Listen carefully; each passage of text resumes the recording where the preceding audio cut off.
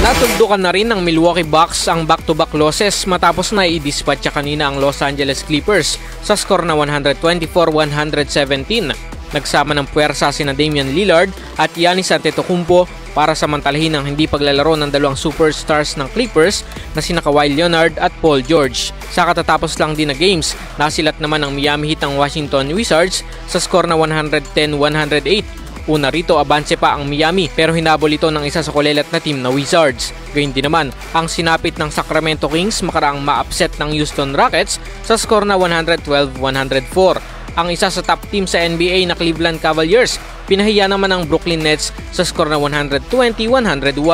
Samantalang ang New York Knicks ay ginulat ng Philadelphia 76ers sa score na 79-73. Masaklap din ang nangyari sa Orlando Magic nang itumba sila ng Indiana Pacers sa score na 111-97. Para sa ating RMN Sports, Radyo Man Jairus Peña, Florida, Tatak RMN.